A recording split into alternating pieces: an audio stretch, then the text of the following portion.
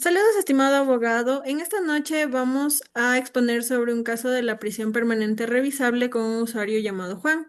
En nuestros integrantes somos cuatro, ya que el compañero Edison Espinosa no se pronunció en nuestros llamados. Nuestros integrantes son Naomi Vera, Tatiana Granja, Yajaira Rodríguez y Celia Gutiérrez. Realizaremos hoy un debate jurídico sobre la aplicación de la prisión permanente revisable en el caso de Juan, analizando si esta figura respeta los principios constitucionales, los límites del COIP y las reglas sobre la retroactividad. Cada integrante responderá una de las cuatro preguntas planteadas en el caso. Comenzamos entonces. ¿Cuál es la validez de la norma penal de la prisión permanente revisable al ser constitucional? Para analizar la validez de esta figura, debemos partir del marco constitucional ecuatoriano. La Constitución del Ecuador establece en varios artículos la protección de la dignidad humana, la prohibición de penas crueles, inhumanas o degradantes y además fija un límite máximo para las penas privativas de libertad, que no pueden superar los 40 años. La prisión permanente revisable, aunque se presente como revisable, tiene una naturaleza muy cercana a la cadena perpetua. En teoría, permite que cada 25 años se evalúe si la persona se ha resocializado. Sin embargo, esta revisión no garantiza la libertad y puede extender la pena por tiempo indefinido, incluso hasta la muerte de la persona condenada. Este tipo de pena responde al llamado derecho penal del enemigo, que propone un tratamiento diferenciado para individuos considerados extremadamente peligrosos. Pero esta visión es criticada porque rompe con el principio de igualdad ante la ley y con la función resocializadora de la pena. Si bien algunos tribunales europeos la han considerado válida bajo su propio marco normativo. En Ecuador, la situación es distinta. Nuestra constitución es garantista y prioriza la rehabilitación sobre el castigo perpetuo. Por eso, aunque la Asamblea Nacional apruebe la prisión permanente revisable, su validez constitucional sería altamente cuestionable. Existe un riesgo de que la Corte Constitucional la declare incompatible con los principios fundamentales, especialmente con la dignidad humana, la proporcionalidad y el fin resocializador del sistema penal ecuatoriano. Gracias. Gracias, Yajaira. Entonces, si Juan lleva 40 años de prisión efectiva, ¿se le debe aplicar la normativa del 2023 o la pena de prisión permanente revisable?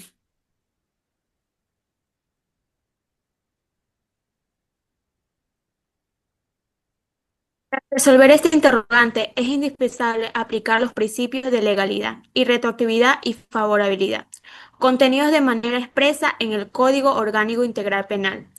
En primer lugar, el artículo 16, numeral 1 del COI establece claramente que toda infracción será juzgada y sancionada con arreglo a las leyes vigentes al momento de su comisión. Esto significa que Juan solo puede ser sancionado conforme a la normativa penal que se encontraba vigente en 2023, año en el que cometió los delitos. En el segundo término, el principio de favorabilidad recogido en el artículo 5, numeral 2 del COI dispone que, en caso de conflicto entre dos normas de la misma materia que contemplen sanciones diferentes para un mismo hecho, se aplicará la menos rigurosa, aun cuando su promulgación sea posterior a la infracción. La prisión permanente revisable es sin duda una pena más gravosa, ya que puede extenderse por tiempo indefinido y no garantiza la libertad del condenado, a diferencia de la pena máxima vigente 2023. Adicionalmente, el artículo 20 del COI respecto al curso real de infracciones determina expresamente que las penas se acumularán si que por ninguna razón excedan los 40 años. Este límite es determinante. La ley ecuatoriana no permite superar los 40 años bajo ningún concepto, y este máximo era el vigente cuando Juan cometió los delitos. Por tanto, aplicar la prisión permanente revisable implicaría violar tanto la legalidad como la favorabilidad, pues se estaría imponiendo una pena posterior más severa y sin límite máximo efectivo. Si Juan ya ha cumplido 40 años de prisión, debe ser puesto en libertad de manera inmediata, de acuerdo con la normativa vigente en 2023 y conforme a los artículos 16.1, 5.2 y 20 del COI. La pena de prisión permanente revisable no puede aplicarse a su caso, porque sería retroactiva en perjuicio del condenado y por tanto inconstitucional y jurídicamente inadmisible. Gracias. Gracias, Naomi. Ya. Entonces, si hablamos de esto y que Juan lleva 25 años de prisión efectiva, ¿debe enviarse un grupo multidisciplinario para evaluar si puede salir? No, y la razón es jurídica y constitucional. La evaluación a los 25 años que plantea la prisión permanente revisable es parte integral de este nuevo sistema punitivo. Esto significa que cualquier persona sometida a esa pena depende de una valoración psicológica, médica y social que determina si está resocializada o no. Si no lo está, continúa detenida por tiempo indefinido. Pero Juan no fue condenado bajo esa ley. En el año 2023, cuando cometió los delitos, la ley establecía una pena máximo de 40 años, sin evaluaciones intermedias. La revisión a los 25 años es una condición nueva, que en los hechos vuelve la pena más severa y menos predecible. Obligar a Juan a pasar por esta evaluación sería aplicar retroactivamente una parte esencial de una pena más grave, lo cual está prohibido. Además, implicaría modificar el régimen penitenciario bajo el cual fue condenado, lo que atenta contra la seguridad jurídica y la estabilidad en las sentencias penales. Por esas razones, no corresponde enviar un grupo multidisciplinario a evaluarlo. Juan debe cumplir la pena establecida originalmente según el artículo 59 del COIP, sin condiciones nuevas sugeridas después de cometidos los delitos. Gracias, compañera.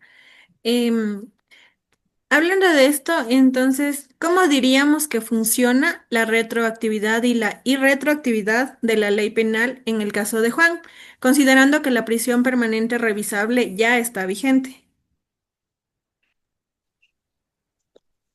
Buenas noches, compañero. La Constitución y las normas penales establecen un principio importante en la ley penal, que es más severa y jamás puede aplicarse de forma retroactiva. Pero también existe una excepción. Cuando la nueva ley es más favorable al procesado, esto no es una opinión, sino un derecho expresamente consagrado en el artículo 76 de la Constitución del COI. En este caso, la prisión permanente revisable no solo es favorable, sino es mucho más dura y restrictiva que la pena máxima de 40 años, prevista en el artículo 20 del COI en el 2023, además de prolongar potencialmente la pena hasta la muerte. También se añaden condiciones de revisión psicológica que pueden convertirse en obstáculos perpetuos a la libertad. Esto significa que aunque la nueva ley vigente no puede aplicarse al caso de Juan, la irretroactividad lo protege y lo obliga a que se mantenga la pena del año en que se cometieron los hechos. La retroactividad únicamente servirá para disminuir la pena y reducir condiciones o mejorar su situación jurídica, pero nunca para empeorarla. Por lo tanto, la prisión permanente revisable no entra en juego en su caso. La ley del 2023 debe aplicarse de forma estricta. Gracias. Gracias, compañera Celia. Entonces, en conclusión, nuestro grupo coincide en que la prisión permanente revisable contradice principios constitucionales fundamentales en Ecuador y no puede aplicarse retroactivamente. En el caso de Juan, como expusimos, debe regir exclusivamente la ley vigente en el 2023, con una pena máxima de 40 años, sin evaluaciones intermedias y sin posibilidad de prolongar indefinidamente su privación de libertad. Muchas gracias, abogado. Este es el grupo BC.